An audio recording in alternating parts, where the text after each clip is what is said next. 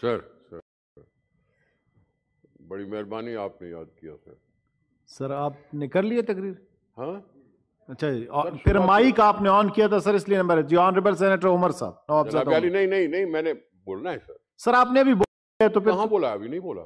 جی بتائیں آپ نے سر. نام لیا اس لیے میں سر آپ کو تھینک یو کہا سر. سر مہربانی سر. صرف تھینک یو پر اگر میری تقریر ختم کرنا چاہتے ہیں تو آپ بھلے کر لیں. تھینک یو پہ ہی شروع ہے اور تھینک یو پہ ہی ختم ہے. سر جی میں پہلے آپ کو اشارہ ضرور دیا تھا کہ میں بولنا چاہتا ہوں، کیونکہ اس وقت ایک بڑا کرنٹ مسئلہ چل رہا تھا، وہ تھا سینسس کا. منسٹر صاحب کی مہربانی کہ انہوں نے اس کو اسٹینڈنگ کمیٹی میں بھیجا، لیکن پھر میں اس لیے کہہ رہا تھا کہ شاید سنا ہے کہ جی اجلاس کا وقت پورا ہو رہا ہے، دن پورے ہو رہے ہیں، اور وہ پتہ نہیں کب آتی یہ بات ڈیفر کرنے سے.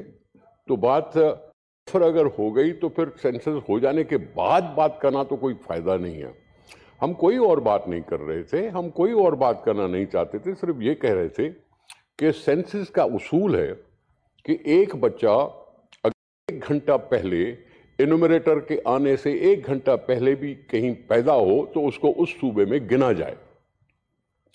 اس لیے جو وہاں سندھ میں لوگ رہتے ہیں یا پنجاب میں یا کے پی یا بلوچستان میں، ان کو وہاں گنایا جائے جو وہاں رہتے ہیں. ان سے یہ کہنا کہ تمہاری اصل کہاں ہے وہ اور بات ہوتی ہے. ہم ان کو ووٹ کرنے سے نہیں روک رہے. وہ ووٹ کی چوائس ان کے پاس ہوتی ہے، وہ بلوچستان میں جا کے ووٹ کرتے ہیں، وہ کے پی میں جا کے ووٹ سکتے ہیں، پنجاب میں جا کے کر سکتے ہیں، کہیں بھی کریں. لیکن یہ سینسس کا ڈائریکٹ اثر این ایف سی پر ہوتا ہے. این ایف سی پر لوگ حصہ ہوتے ہیں کہ جی یہاں ہمارے ریسورس کی ڈسٹریبیوشن فیئر قسم کی ہو. اس ریسورس ڈسٹریبیوشن سے ہماری ڈیولپمنٹ ہوتی ہے، اور آپ کو بھی پتا ہے کہ ڈیولپمنٹ کے بجٹ سال کے آخر میں کٹوتی ہو جاتی ہے. تو ہمیں اگر وہ حصہ اپنے حساب سے ملے تو ہم ان کے لیے تھوڑی بہت پلاننگ تو کر سکتے ہیں نا، کہ لوگوں کو کچھ بھلائی ہو اور ساری کچھ ہو. اگر یہ نہیں ہوگا، کیوں این ایف سی کی بات میں کر رہا ہوں کہ این ایف سی صرف 2010 میں اناؤنس ہوا تھا، اور اس کے بعد 2015 میں اناؤنس ہونا تھا، اور اس کے بعد 2020 میں اناؤنس ہونا تھا. اب 2023 ہو رہی ہے اور ابھی تک سینسس نہیں اناؤنس ہوا، جبکہ آئین میں لکھا ہوا ہے کہ with the increase of population آپ کسی اتنی پرسنٹیج بڑھانے کے پابند ہیں آئینی طور پر. لیکن اس کا بھی ہمیں پتہ نہیں چلتا، اس کا بھی ہمیں حساب کتاب بتایا نہیں جاتا. اس لیے یہ کرنٹ ایشو تھا جس کے لیے ہم اس کو ڈسکس کرنا چاہتے تھے ہاؤس میں. چلو کہیں اور جا کے ہو جائے گا تو ہو جائے گا. لیکن سر یہ بھائی نے یہاں بلوچستان کی بات کی کہ ہم نے اس کا آٹا بند کر دیا. اکثر یہ ہوتا ہے کہ جی پچھلی حکومت میں پنجاب میں شارٹیج کا مسئلہ آ گیا. 40 لاکھ ٹن پڑی ہوئی تھی گندم جس کو ہم ایکسپورٹ بھی کرتے تھے. اس 40 لاکھ ٹن کے ہونے کے باوجود ایشو آیا کہ پنجاب میں شارٹیج ہو گئی. پھر ہم نے سوال کرنا شروع کر دیے کہیں یہ سمگل تو نہیں ہو گیا، ایکسپورٹ بھی نہیں ہوا، لوگوں کے لیے بھی کم پڑ گیا، تو یہ گئی کہاں گندم. اس لحاظ سے سر سندھ بھی اپنے لوگوں کو جواب دہ ہے، اور جواب دہ ہونے کے لیے اس نے بھی کچھ میجرز ایسے اٹھانے ہوتے ہیں کہ وہاں ایسی شارٹیج نہ ہو. اور ویسے بھی مہنگائی کی وجہ سے روزانہ باتیں آتی ہیں کہ جی مہنگائی. تو اس لیے اگر شارٹیج ہو جائے گی تو اور چیزیں مہنگی ہو جائیں گی. اگر بلوچستان کا مسئلہ ہے، اگر ان کو ضرورت ہے گندم کی، تو بلوچستان کی حکومت ہے، حکومت کے یہاں اپنی کی پیداش ہوتی ہے. بلوچستان ایسا تو نہیں کہ کہیں گندم پیدا ہی نہ ہوتی ہو، بہت ہوتی ہے. اور پھر اگر کہیں کمی پڑ جاتی ہے تو یہاں ایک ادارہ ہے پاسکو جو بھی پروکیور کرتا ہے گندم، اور پاسکو اگر پروکیور کرتا ہے تو صوبائی حکومت وہاں پاسکو سے گندم لے سکتی ہے اپنے لوگوں کو گندم پہنچانے کے لیے، آٹا پہنچانے کے لیے. یہ بہت بڑا کرائسس ہے کہ جب ہم ایکسپورٹ کی بات کرتے ہیں، جب ہم ایکسپورٹ کی کرتے ہیں تو وہ ایکسپورٹ تھرو لینڈ، کیونکہ گندم کی اس چیز میں ہے کہ جی اس کو آٹا بنا کے بھی بیچا جا سکتا ہے. تو یہاں آٹا بنے اور پھر وہاں چلتے افغانستان کی بات آ جائے، ڈالر اب افغانستان جائیں، ہمارا آٹا افغانستان جائے، ہم کنگلے کے کنگلے، ان کا روپیہ ہم سے زیادہ بہتر ہو جائے، ہم کہیں کم ہو جائیں. یہ ساری جو چیزیں ان پہ نظر دیکھنی پڑتی ہے.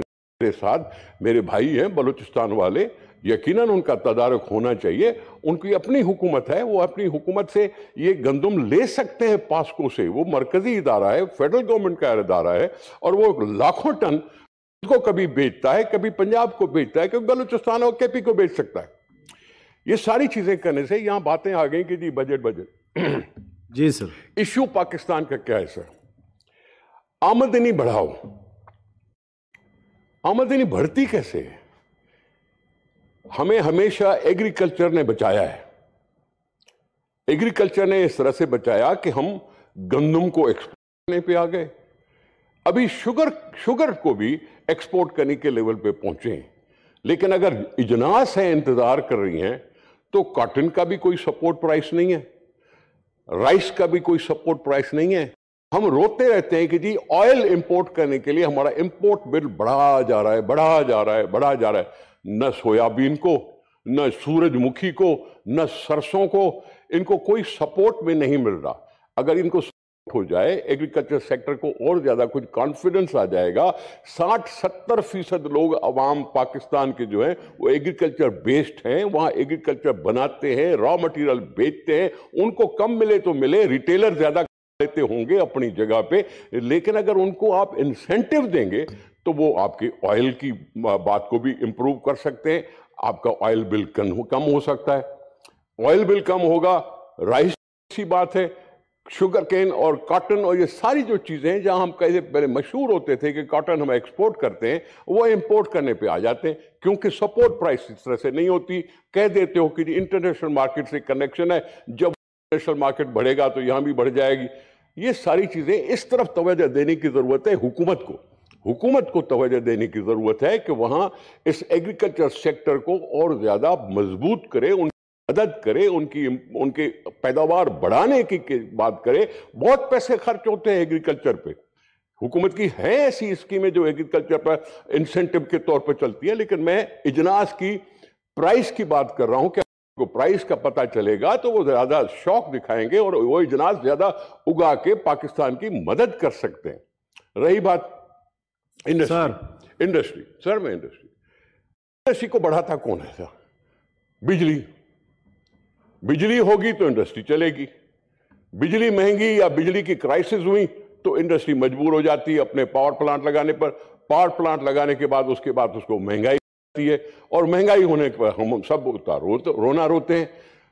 भाषा डैम जो बनना शुरू हुआ पता नहीं कब से, मैं तो समझता हूं शायद मियां नवाज शरीफ साहब ने भी उनका सगे बुनियाद रखा, पता नहीं कब रखा गया, कब रही बात नहीं। ये भाषा डैम के लिए कुछ ज्यादा स्पीड क्यों नहीं पकड़ी जाती है, जहां आराम से सस्ती बिजली पैदा हो सकती है। वो जो चीफ जस्टिस साहब थे साहब, उनके साथ मिल गए इमरान खान साहब, और मिलकर अपने लिए तो करोड़ों, अपने लिए तो लाखों डॉलर की बात हो रही है, लेकिन डैम बनाने फंड उन्होंने क्रिएट किया, हुआ कुल 10 अरब रुपए, हुआ कुछ प्राइम मिनिस्टर के साथ मिल जाने पर भी वो 10 अरब हुए। 10 अरब रुपए कहां रखे गए? उसमें अभी 10 अरब ही है या उसमें इंटरेस्ट लगा कुछ ज्यादा पैसे बड़े भी है? वो भी पाकिस्तानी आवाम को नहीं बताया जा रहा है। वो भी पाकिस्तानी लोग थे जिन्होंने पैसे दिए थे।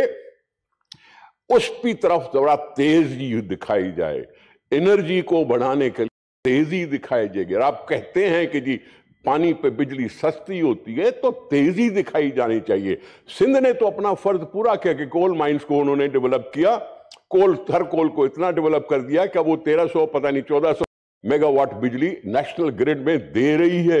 ये सिंध हुकूमत का कारनामा है, जो एक सक्सेस स्टोरी है। अप्रिशिएट करो कि जी हां, हमारा काला सोना जो है पाकिस्तान की मदद को आ रहा है। आमदनी पर बहस करो, आमदनी बढ़ाने पर यहां सारे लोगों जो बैठे हुए हैं वो अपना इनपुट दें कि आमदनी कैसे बढ़ सकती है, हमारा इंपोर्ट बिल कैसे कम हो सकता है। एक्सपोर्ट तब होगी जब इंडस्ट्रियां फुल फ्लेज चल पड़ेंगी, 24 घंटे चले तो आपकी एक्सपोर्ट बढ़ जाए। हमने कहा कि भाई इंपोर्ट पर ड्यूटी लगाओ, हम इंपोर्टेड गुड्स पर, लग्जरी आइटम पर अगर आप बनाते हैं और टैक्स लगाते हैं, मुखालिफ नहीं है, लेकिन यहां एक्सपोर्ट के लिए इंसेंटिव चाहिए।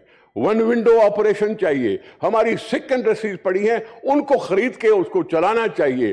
سکھ انڈسٹریز کو اگر چلاؤ گے تو آپ کی امپلائمنٹ بنے گی تو یہ جو ہیجان ہے, یہ جو بے روزگاری کا جو مسئلہ ہے, اس پہ لوگ تنگ آ گئے ہوئے ہیں. بے روزگاری کچھ کم ہو سکتی ہے. ہم حکومت کے پاس ایسی چیزیں جہاں سے کر سکتے ہیں. پرائیویٹ پبلک سیکٹر کو امپروو کرو کہ جی پرائیویٹ پبلک سیکٹر میں ہماری ڈیولپمنٹ ہو سکے. یہ نہ ہو کہ سال کے آخر میں آ کے کہو کہ جی ہم 350 ارب روپے کی کٹوتی کر رہے ہیں, 150 روپے کٹوتی کر رہے ہیں. اس طرح سے ملک کی وہ مدد نہیں ہو رہی جو ہونی چاہیے. میں اس لیے آپ کی توجہ دینا کہ یہ موضوع نہیں ہے, بجٹ کا ڈسکشن ہے نہیں, لیکن میں چاہتا ہوں کہ یہ بھی کہیں نہ کہیں بات کسی نہ کسی میں پڑے کہ کچھ نہ کچھ پاکستان کے لیے سوچا جائے. میں آپ کو آنریبل سینیٹر نواب زادہ عمر صاحب.